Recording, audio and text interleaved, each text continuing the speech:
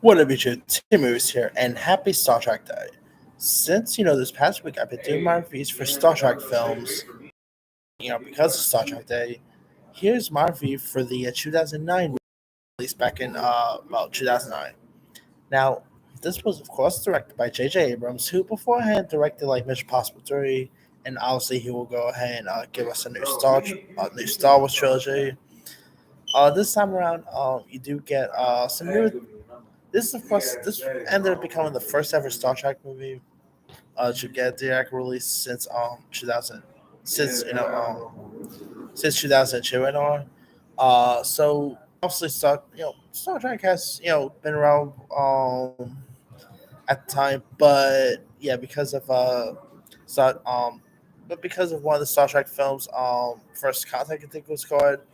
No, not Star Trek Nemesis, which got released in 2002. This would have been the first Star Trek movie to come out since Nemesis. So, yeah, but anyway, we do get Chris Pine coming in as J.T. Kirk. Zach Aquino, of course, plays the role of Spock. I mean, let's be real, they were never like no Will Shatner or Leonard Nimoy, but they were really good at playing the role of Spock and Kirk. And of course, you also have some other cool additions like you even do get Leonard Nimoy, who plays like an old, like pretty much reprises his role as an older version of Spock from the original Star Trek timeline. You do get Carl Urban coming here as Dr. McCoy. Zoe Saldana does a great job at playing the role of Yahar. Simon Pegg as Scotty is terrific. The late talented actor Anton Yelchin, is of course great here as Chekhov. Eric Bana as the role of Captain Nero, who's like the villain in this, is great.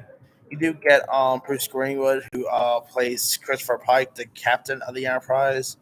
You even also get Chris Hemsworth, like before, Thor fame, playing the role of Captain Kirk's father.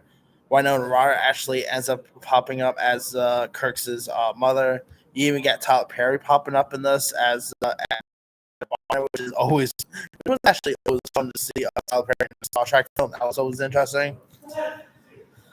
Victor Garber, who's also in the Star Trek spoof series, The Orville, also pops up in this. Jennifer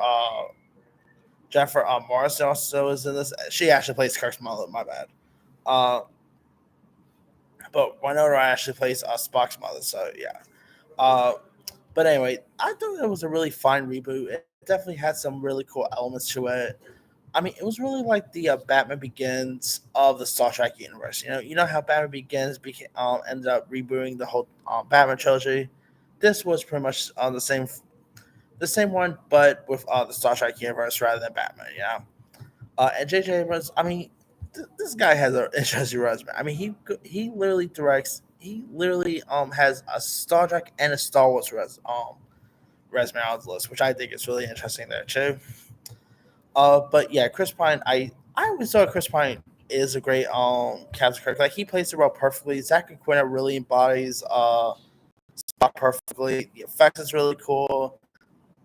The movie really well. It made about like 257.7 million at the time. I mean, it's definitely really a